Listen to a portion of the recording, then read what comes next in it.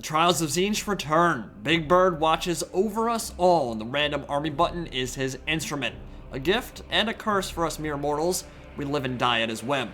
Hail Hydra. 5 heads are better than none.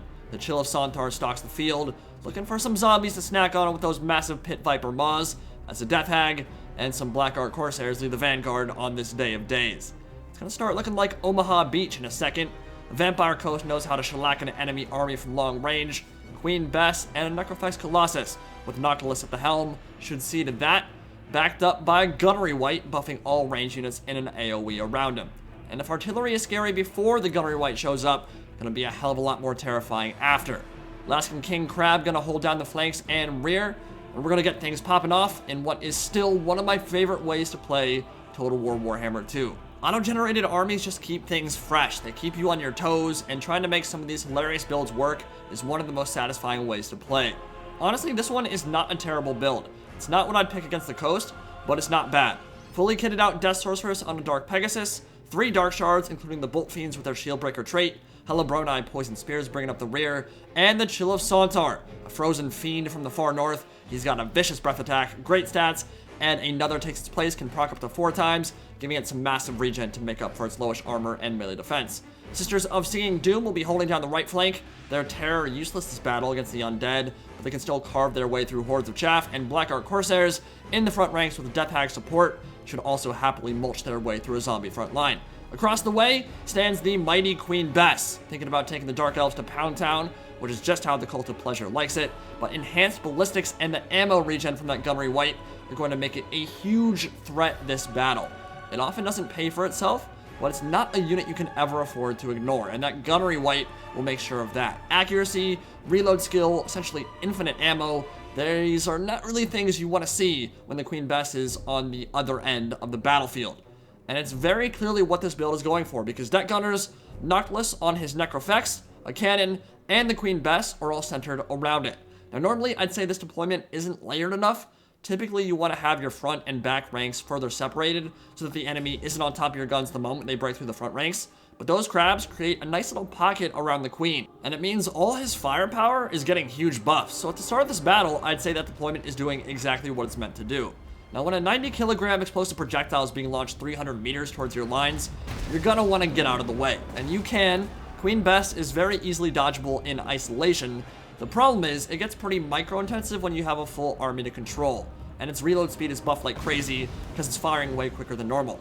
Some of those shots are going to be disgusting to look at, that's just par for the course, but a howitzer that big only needs to land a few good shots to make its presence felt. Deck Gunner is going to crank that Soldier Boy and unleash a salvo towards the Black Art Corsairs, and Noctilus dropping some heavy firepower as well with that quad-barreled assault cannon. Fire so thick you could walk on it to the LZ, and the Dark Elf front line will pay dearly for it. And he's targeting the Brides of Cain, who are going to have to dodge, dip, duck, dive, and dodge their way past all of that artillery. And it's going to be pretty scary for them. And they're in loose formation, so they don't actually take as much damage as something like Black Art Corsairs or Dread Spears from a centered shot. But one is going to land on the edge of the unit, and already that is, yeah, about a fourth, maybe a fifth of that unit just dead and gone after a single shot. The Dark Shards have moved into range of the Deck Gunners and are shredding them, but the Black Art Corsairs have already started routing Death Hag exactly where she wants to be in the Tide of Skjold. She will rip that unit up, no problem. All those buffs and that bonus for infantry will make her amazing there. The Dark Shards ripping apart those Deck Gunners, but the Queen Bess shall answer, and an earth-shattering impact in the middle of the Hellebronai will blow the center of that formation out and rip them in half. There are not that many things in the game that can take a full-strength Dread Spear and drop it to half in less than a second. Now, big mistake here. The Dark Elf Sorceress got a little bit too far forward. She cast Spirit Leech on Noctilus, and my plan there had been to sit on top of those hand cannons so they couldn't actually fire at her, because if you're right above, they won't shoot directly upwards, but now she's getting shredded by them by the armor-piercing volleys. My Dark Shards are now in range of 3 very important targets. The cannons, the Deck Gunners, who are now dead in seconds, and the Count Noctilus himself on that Necrophex Colossus. So the only way now he can zone out those Dark Shards is by moving forward and summoning with Captain Ross Moondial and his own Drowned Dead summons, which will be very dangerous because then he has to basically get into range of all my Dark Shards, and 3 of those focus firing him down gonna drop him pretty quick, especially when they're backed up by the Bolt Fiends. Now, the Dark Elf Sorceress, definitely huge mistake there to lose that much HP on her for really no benefit whatsoever. He's gonna regen a lot of that Spirit Leech anyway. I think the Gunnery Wight might have been a better target for Spirit Leech because he can't regen, except for Invocation of the Heck. But Hydra and the Sisters of Singing Doom trying to push through on the right flank as Murderous Mastery procs. And the Death Hag doing a Dance of Death for Kane, soloing an entire horde of zombies by herself. Lord of Murder smiling as she carves a bloody swath through the Vampire Coast. Always fun to watch her go to work with that bonus versus infantry and her Witch Brew. And the Hydra will retreat. Chill of Sontar getting shot by the cannonade, but take a look at that Necrofax Colossus. He's taken so much damage from those Dark Shards, Captain Ross Moondial, and Drowned Dead, beginning to zone out those crossbows. But if they turn around in guard mode, they could continue to fire in and do some serious damage, and they will. Noctilus on life support at this point, and guess who's coming? The big Chungus himself, the Chill of Sontar, going right for him with those 5 heads, trying to take him down, getting Frostbite imbued on him too, and a Vortex, Purple Sun, cast on those hand cannons in the back, going to send them to the outer reaches of the Netherrealm, and I just love watching that spell. It is so cool. One of my favorites in Warhammer 2.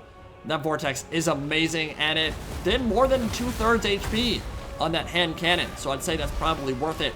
Hydra, seconds from taking this thing down, and looks like the Dark Shark might finish it off. There it goes, losing its leg. Noctilus collapses in an undignified heap, and as he summons more zombies, the Hydra will look to hopefully get some more regen, because he's also on life support as well. Black Ark Corsairs into the remnants of those hand cannons with their bonus versus infantry and their dual weapons. They will cut a path through them and cut right through to the Queen Bess herself. Death Hag also broke through the Tide of Skjold, and all those summons just disappeared. Definitely a nerf to the Vampire Coast, those changes to summons now. They will not last anywhere near as long as they used to. That's a good thing if you're the Dark Shards, because now they can fire in on the crabs and get rid of all those rotting Prometheans.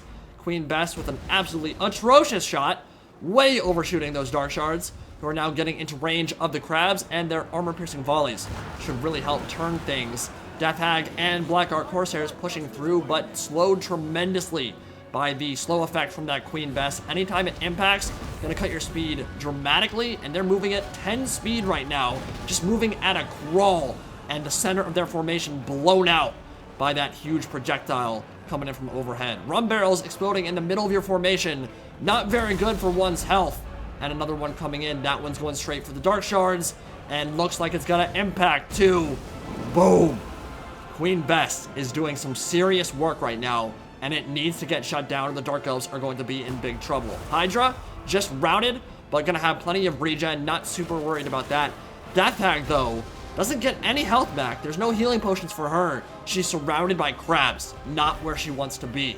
But like Gandalf and the Rohirrim, Harpies, and the Dark Elf Sorceress, ride in from the flank and tie down that Queen Bess, who is still somehow unleashing volley after volley, despite being inundated by screaming crow ladies. The Chill of Sontar moving in as well, and they're gonna go straight for that Gunnery Wight. Gunnery Wight needs to die, because he's continuing to give that thing ammo, and still firing despite being completely tied down. Rotting crabs in there too. Death Hag rampaging because of her Witch Brew. Chill of Sontar getting some nice little attacks in, but not actually doing too much damage to the Gunnery Wight. The fact that he's dismounted will actually probably help him out tremendously in this fight, because he'll get knocked around and he'll basically just get that immune to damage anytime he hits the ground. So the crabs are trying to surround the Chill of Sontar, which just procced another heal. Another takes his place, going off. So much regen there, but the Dark Shards moving up, exploded.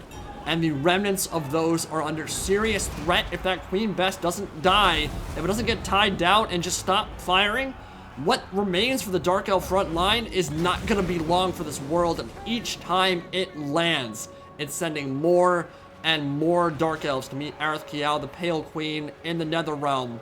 Not a good thing. Not a good thing at all. Somehow, it's still firing. Harpies are completely surrounding the crew, and it is still shooting. Another Dark Shard unit shatters. Hydra and the Death Hag, the last bastion for the Druki here, fighting some rotting Prometheans. But that Hydra is going to be so tough to bring down. It's pretty tanky, has all that regen. Queen Bess still making her impact felt each time that cannon fires. That howitzer unleashes another volley, and the earth around it just shatters. Another takes its place, procs for the third time. Halberds rallying forward, and that might be enough to send that Hydra running. Chill of Sontar is a beast, but there's still only so much it can do. Remnants of the Halabroni coming forward, but again, that formation also exploded, incinerated, dead, done, and dusted. And the Dark Elves are out of this fight now. Vampire Coast holds on and beats back the Trials of Tzeentch. So that was a really fun one. My opponent did a very good job with his Rotting Prometheans of creating a pocket around the Queen Bess and not forcing them forward until it was absolutely necessary. And that meant that I had to commit my Harpies or my Dark Riders earlier than I wanted to. Honestly, I should have kept the Dark Riders back and kept them as the final linchpin for taking out that Queen Bess. Just pulled them out in a later game situation, but I felt like I had to use them right away. They ended up dying. The Harpies tried to tie them down multiple times, and it did, but the Queen Bess kept firing, and I couldn't kill off the entire crew. Two big mistakes that game, I think, were with the Dark Riders and with the Dark Elf Sorceress herself. There was no reason to get that close for a Spirit Leech on Noctilus, who was just going to regen through it anyway. Really just made no impact on the battle whatsoever. I took a bunch of damage on her that I didn't need to. If I had her spells in the late game, maybe pull that one out. But the Death Hag was awesome for me. She killed off almost an entire infantry unit by herself. And ultimately, I think the Vampire Coast formation was a little bit too shallow because it allowed my Dark Shards to move up and quickly take out a lot of high-value targets with their AP. If the front ranks are a little bit further forward, then that means the Dark Shards can't get in range as easily, and it makes it easier to protect your important stuff. But great game. Hope you guys enjoyed it, and I'll see you in the next one. Peace out.